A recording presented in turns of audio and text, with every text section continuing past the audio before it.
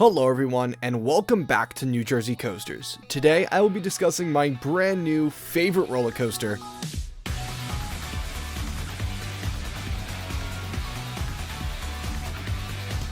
It's been about a year since my last review series. I made a review on Jersey Devil, Gale Force, and the Great Nor'easter. All of those can be found in the playlist, linked down below, or in the top of your screen. Let's discuss the history of the ride, as it was a GCI wooden coaster before it became an RMC hybrid. Wildcat opened as a GCI, or Great Coasters International roller coaster. It was their first creation back in 1996 and operated all the way up until 2022. It was known for being a quirky ride, and it had fans and major haters. I was one of the latter, and the most well-known thing about this ride has been its seal brakes. The only major change to happen to this ride throughout its history as it went from PTC to GCI Millennium Flyer trains. Not much else happened to Wildcat in its many years of operation. The only real change was it got rougher and rougher, and it was starting to be known as an uncomfortable ride experience. This led Hersheypark to look into a huge refurbishment. The story goes that GCI and RMC both bid on the project. GCI was going to Titan track the ride, while RMC would do their classic Iron Horse treatment. As we now know, RMC won this, and we will never truly get to experience what GCI had planned for their first roller coaster. But RMC, in my opinion, may have been the correct choice. Wildcat's Revenge was announced after a few months of teasing in late 2022, with the length of 3,510 feet, a height of 140 feet, and speeds up to 62 miles an hour. Enthusiasts were sad. Most of them thought the ride would be a hypercoaster longer. What was announced was special though, in my opinion, because we would find out more in months to come. And we'd also get to find out in a few months how it rode. At IAAPA in 2022, I got to see the beautifully designed trains for this extreme RMC. And then I got to go out to the construction site during the off-season to check out what was happening. It was exciting to see the original drop of Wildcat turned into an inversion. Throughout the months, we got to see more and more of the ride. Eventually, I was invited to Media Day, where I got 3 rides and 1 silent ride to film a POV. And I recently headed back out for a few more rides to gauge my thoughts, and I think I'm finally ready to discuss this outstanding creation. This is my new favorite roller coaster. My rides on Media Day were amazing, but I still preferred another revenge coaster in Pennsylvania, Phantom. But recently, I visited on a day where it was only 55, and the ride was hauling, showing true potential. So let's go over the ride experience.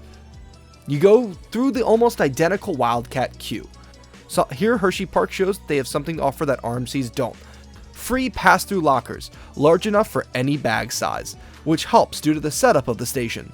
You board and exit on the same side, but in 2 separate areas. The ride runs 3 trains and has a load and unload station, and the unload is actually located on the transfer table, showcasing a perfect use of space from RMC.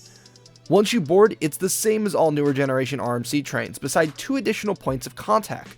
These are for riders to hold on to, and maybe for ride operators to pull up on. This was added by Hershey, and not something RMC seems to normally provide. This was most likely a Hershey request. From there, you'll leave the station with what seems to be a 20-foot drop, going through a twisted airtime hill and into a swooping turn into the 140-foot tall lift hill. Once you make it up, you stare down what looks to be a 90-degree drop, but it's actually only 82 degrees. Once you dive down, there's no turning back. The world's largest underflip comes up next, showcasing the Wildcat is not holding back. From there, you glide over a huge airtime hill filled with sustained flowjector, and from there, intensity really kicks into high gear. The huge wave turn has a twisted airtime moment into it, and then it shoves you directly under a truss support of the lift hill, making for an insane head chopper.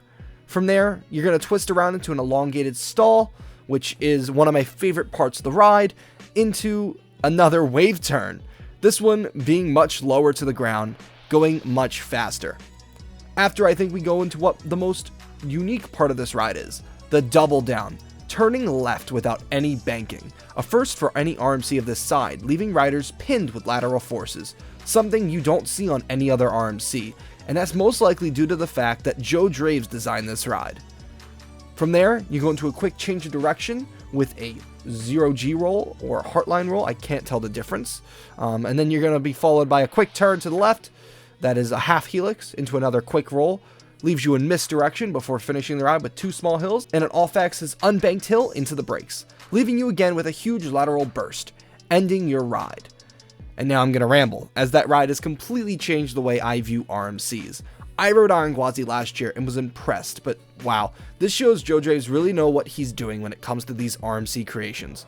He designed my favorite roller coaster in New Jersey, Gale Force, which is what my last reviews were talking about. Gale Force is insane and has a really cool layout. And Iron Gwazi is a really good layout because Joe Draves and Alan Schilke knew what they were doing and they worked together. But Wildcat and also the new for 2023 RMC, Air Force 1, is just unique. Both of them use the ride experience to showcase something very unique for RMC. They show intensity, but not too much intensity. In my opinion, some of the earlier Schilke creations kind of gave me a headache. But due to Wildcat's intensity being constant and it not being that long of a ride, I can walk around and re-ride as many times as I want without feeling anything. I ride Wicked Cyclone in the rain like 5 times and I got bruised thighs. I ride Jersey Devil Coaster and I have a headache due to all the bumps. I ride Wildcat's Revenge and I'm ready to go ride again. I could ride this thing 10 times in a row. It's intense. It's insane. It has great airtime, great lateral forces, but it knows when to let up, which is something earlier RMCs didn't. Wildcat's Revenge is outstanding, and this ride is proof that RMC knows what they're doing, and this new generation of RMCs is going to be kick-ass. Even though it's only 3,500 feet long, only 140 feet tall, only 62 miles an hour, I think it's better than Iron Gwazi.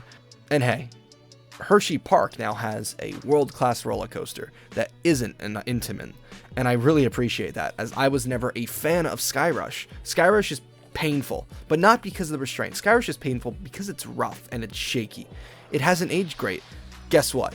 This ride, as long as its structure is just well kept throughout the years, will age perfectly. It's smooth, intense, and a well thought out RMC. This is one of my new favorite roller coasters in the world, and I cannot recommend you enough to travel to Hersheypark. And actually, you can still ride Wildcat's Revenge this season if you go to Hersheypark Christmas Candy Lane. The ride is operating as long as it is above a certain temperature threshold, so make sure to check Hersheypark's website before heading out. I would give Wildcat's Revenge, in my opinion, a 9 out of 10. I don't think anything really has cemented itself as a 10 out of 10 for me yet. But so far, this is my favorite roller coaster I have ridden. And if that doesn't say anything, I don't know what will. I've ridden 245 different roller coasters as of recording this review. Many different RMCs, from their original, the new Texas Giant, all the way up to their newest, Air Force 1 and Wildcat. And I give Wildcat's Revenge a 9 out of 10. Let me know what you guys think in the comments section down below. If you've ridden Wildcat, I'd love to get in the comments section discussion, talking about your opinions differing from mine.